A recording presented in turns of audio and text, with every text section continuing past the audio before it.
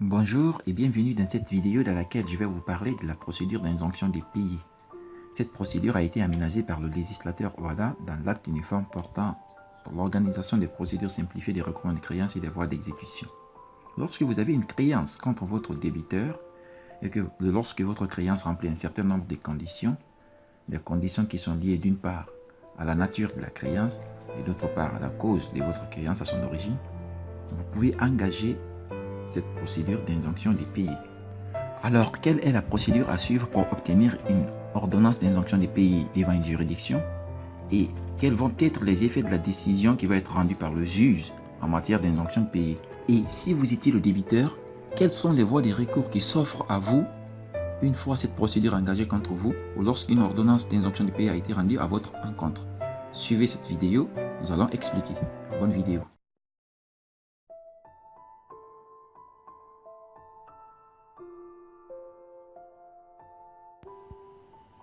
Les conditions.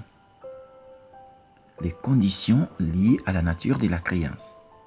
Une créance dont on peut se prévaloir pour engager une procédure d'injonction des payés doit être certaine, c'est-à-dire une créance dont l'existence est constatée par des justificatifs incontestables. Elle doit être liquide, c'est-à-dire le montant de la créance doit être déterminé. On ne peut pas engager une procédure lorsque la créance n'est pas liquide, donc un montant qu'on ne peut pas déterminer. Et enfin, la créance doit être exigible, c'est-à-dire que la créance doit arriver à échéance. Le terme doit être arrivé pour engager cette procédure.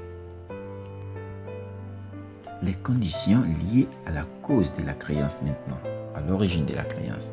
Alors, pour engager une procédure d'injonction des payés, l'origine de la créance doit être soit contractuelle, c'est-à-dire que la créance dont il est question est issue des relations contractuelles entre les parties, ou la créance doit être issue de l'émission ou de l'acceptation d'un effet de commerce. Par exemple, l'acceptation ou l'émission d'une lettre d'échange. Ou bien, la créance doit avoir pour cause un chèque dont la provision s'est révélée inexistante ou tout simplement insuffisante. Parlons de la procédure maintenant. La demande du créancier. La demande doit être introduite par voie de requête auprès de la juridiction compétente. Et en cette matière, la juridiction compétente est celle du lieu du domicile ou du lieu où demeure effectivement le débiteur ou l'un d'entre eux en cas de pluralité des débiteurs, sauf élection des domiciles, bien évidemment. La demande est adressée au greffe de la juridiction compétente. Et cette demande, à peine de nullité, doit contenir quelques mentions qui sont rendues obligatoires par la loi, notamment les noms, prénoms et domiciles des parties.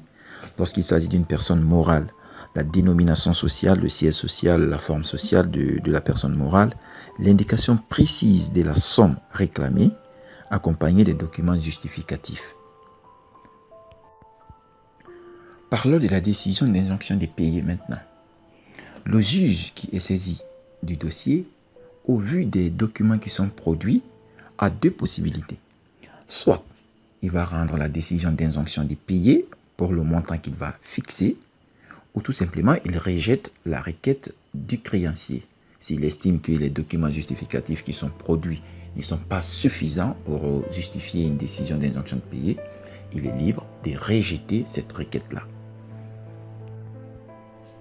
Le président du tribunal, lorsqu'il estime qu'au vu des documents justificatifs, il y a lieu de rendre une décision d'injonction de payer, il va rendre cette ordonnance pour le montant qu'il fixe, bien évidemment, et le créancier va devoir signifier cette décision au débiteur dans un délai de 3 mois sous peine de nullité. Parlons maintenant des voies de recours. Nous allons commencer d'abord par la situation de rejet de la requête. Lorsque la requête du créancier a été rejetée par le juge, il n'y a aucun recours contre ce rejet, cette décision. Le créancier n'a aucune autre possibilité que de passer par la procédure de droit commun tout simplement. Donc il n'y a pas de recours ouvert contre la décision de rejet de la requête du créancier. Voilà. Quant au débiteur contre qui la décision d'injonction des payés a été rendue, Lui, il dispose bel et bien des recours. Il s'agit de l'opposition et de l'appel. Parlons de l'opposition d'abord. L'acte uniforme dit que l'opposition est le recours qui est ouvert contre la décision d'injonction des pays. Et la juridiction compétente pour exercer ce recours est le tribunal dont le président a rendu la décision. Parce que, peut-être qu'il faut le préciser, c'est la juridiction présidentielle qui rend la décision d'injonction des pays. Parce qu'il s'agit d'une requête qui va être introduite et c'est une ordonnance d'injonction des pays qui va être rendue par le président du tribunal.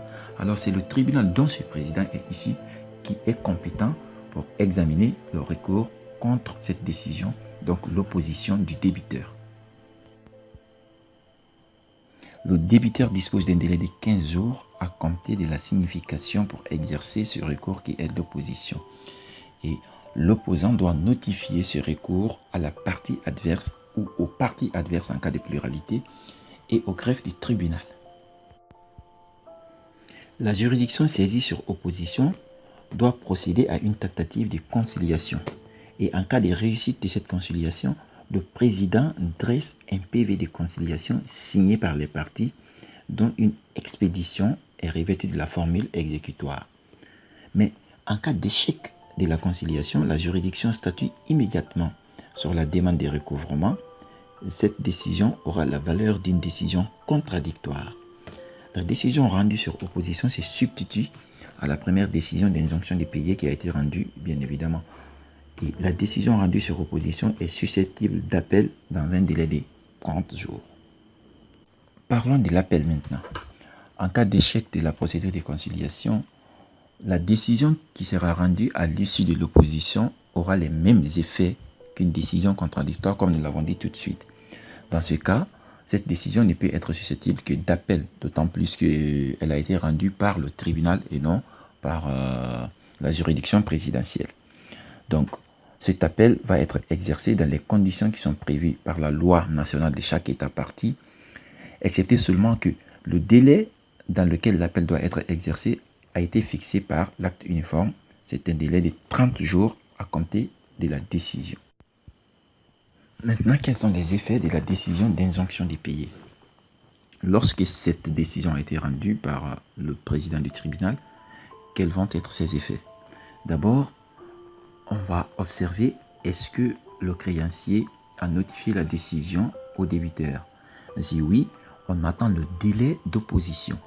Si l'opposition n'a pas été formulée par le débiteur, jusqu'à ce que le délai que la loi lui accorde s'écoule, ou qu'en cours d'opposition, c'est-à-dire que le débiteur a engagé une procédure d'opposition, mais que le débiteur a désisté par la suite jusqu'à ce que le délai qui lui a été reconnu s'écoule, alors le créancier peut demander à ce que la décision soit revêtue de la formule exécutoire.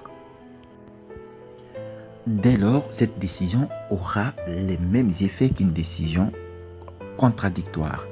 Et pire, cette décision n'est pas susceptible d'appel. Ça veut dire que le débiteur ne peut pas attaquer cette décision par la voie de l'appel devant un tribunal. Le créancier devra être diligent aussi parce que l'acte uniforme prévoit que dans les 2 mois qui suivent l'expiration du délai d'opposition, la décision devient non avenue. Le législateur Ouada, en prévoyant cette procédure, permet la célérité de recouvrement, en tout cas pour les créances qui remplissent les conditions que nous avons vues.